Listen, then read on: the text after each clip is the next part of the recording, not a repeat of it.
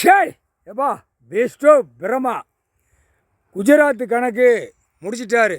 புரியுதா? மும்பையிலேருந்து கன்னியாகுமரி வரைக்கும், தமிழ்நாடு வரைக்கும், மகாராஷ்டிரா கன்னியாகுமரி தமிழ்நாடு எல்லாம் கட்டடம் கட்டுறவன் பூரா புரோக்கராக இருப்பான், பெயிண்ட் அடிப்பான், வெள்ளை அடிப்பான், கட்டடத்து பில்டிங்கு. புரியுதா?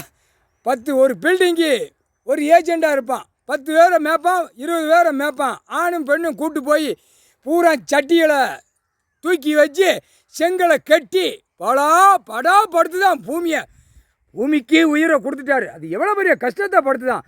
இருக்கிற இடம் எவ்வளோடா, இருந்துட்டு ஒரு விவசாயம் பண்ணி சாப்பிட்டு போங்கடான்னு கொடுத்தா பேப்பரை அடித்து மண்டே யூஸ் பண்ணி இன்ஜினியர்லேருந்து எல்லாம் பிளானிங்கை அடித்து மலையை உடைச்சி மலையிலேருந்து சிமெண்ட் எடுத்து பூரா பாலாக்க வந்த பாய்ப்பே திருவோடு. இந்த பேரு பூரா திருவோடு.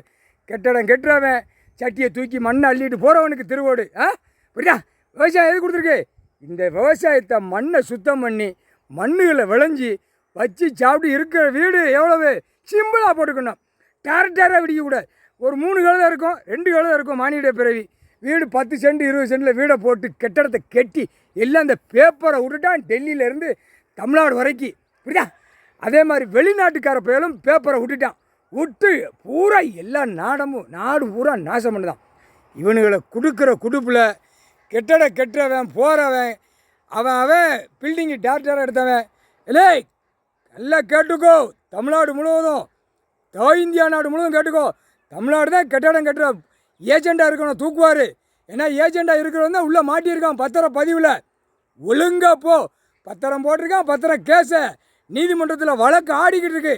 இதை வச்சு பிடிக்கல எல்லா பேரும் தூக்கி உள்ளே கொண்டு போயிடுவார். கொத்தனார் கரண்டியை பிடிக்கலடா, பாவத்தை செய்த உன் வீட்டில் சட்டி கூட சரியாக வேவலை. கொத்தனார் எதுக்குடா நீ பிடிக்க? போய் விவசாயம் இருந்தது பூரா அழிச்சிட்ட. கோடிக்கணக்காக இருக்கும், கோடிக்கணக்காக அந்த இடம் போகணும்னு அழித்து கடைசி கரண்டியை பிடிச்சி வீடை கட்டி மல்லாக்க குப்பரை படுத்து கிடக்க முட்டா பேல. கொத்தனார் பூரா வெள்ளை அடிக்கிறவன், பெயிண்ட் அடிக்கிறவன், கம்பிக்கு பெயிண்ட் அடிக்கிறவன் பூரா தூக்கிடுவார்.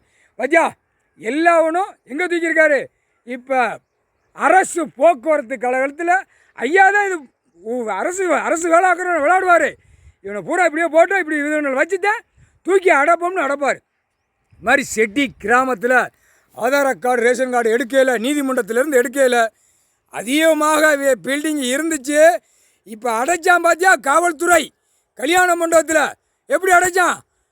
புரியுதாடா? அரசு போக்குவரத்து கழகத்துக்கு ஒரு பாயிண்ட் அது இவர் தான் நுப்பாட்டி வச்சுருப்பார். ஐயா நுப்பாட்டி வச்சு இது எப்படி அடைக்கான், எப்படி கொண்டு போகிறான்னு இந்த மக்கள் ஓட்டு போடுதான்ல, பாமர மக்கள், ஏழை எளிய மக்கள், பல கோடி உள்ளவன் பூரா பேரும் எப்படி அடைக்கான்னு காவல்துறையை பார்க்கணும். அப்போ சேட்டை பண்ணால் காவல்துறையில் நம்மளை அள்ளி கல்யாண மண்டபத்தில் அடைச்சிருவாங்க. இராணுவம் வந்து உள்ளே சுற்றி வளைச்சிருவாங்கன்னு அப்போ தான் மண்டையில் ஏற்றுவார். புரிஞ்சிக்கோ, உலகமே புரிஞ்சுக்கோ. முக்கால் சத்தியம். நீதிமன்றத்தில் கேட்டுக்கோப்பா. நீதிபதி ஜட்ஜி ஆணும் பெண்ணும் சனிக்கிட்ட இருந்து போடுறாரு. 8 நாட்டு சனீஸ்வரி இவனுங்களை பூரா பிடிச்சி தூக்கிடுவார். நுப்பாட்ட மாட்டான், அள்ளுனா பிறகு தான் நுப்பாட்டுவான். அள்ளுவார், கூடிய சீக்கிரமாக அள்ளுவார். எங்கேயாவது ஒரு தேசத்தில் பில்டிங்கு மொத்துன்னு சாயம். அப்போத்தான் கோர்ட்டு நீதிமன்றத்திலேருந்து கட்டடம் கட்டுறவன், போகிறவன், வரவன், பெயிண்ட் அடிக்கிறவன், வெள்ளை அடிக்கிறவன், கொத்தனார் வரைக்கும் தூக்குடான்னு வரும். அப்போ பார் முக்கால் சத்தியம்.